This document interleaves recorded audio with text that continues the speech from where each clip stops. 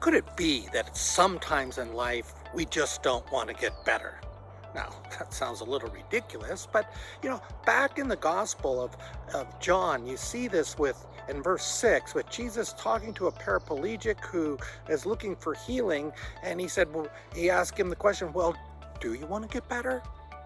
And of course, the answer is yes. I mean, it sounds a little ridiculous. I mean, it's like if you go into a hospital, wouldn't all people want to get better when you get the flu, when you get sick?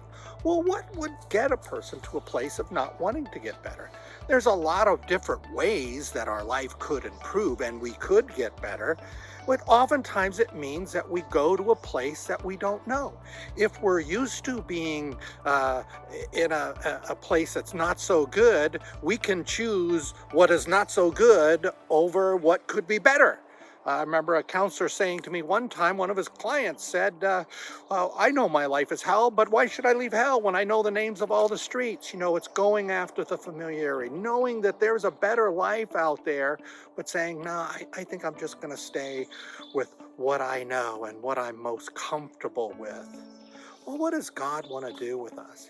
God does want to heal us. He does want to make us stronger. Physically, spiritually, He wants to take us to new places. And how does He do this? He does this at the cross by showing us where we fall short of what He's calling us to be, showing us that we're missing the marks of life a lot in our life, and He brings us love and forgiveness. It's through this sense that we are loved and we are forgiven. We say, God, how can I be my best? Do I want to get better? Heck yeah, I want to get better. I want to live my best life to your glory and your purposes. I want to get better in my relationships. I want to get better in my spiritual and my emotional health. I want to get better in how I function with other people. I want to get better in my relationship with you. This response to the grace of God moves us to a place of getting better.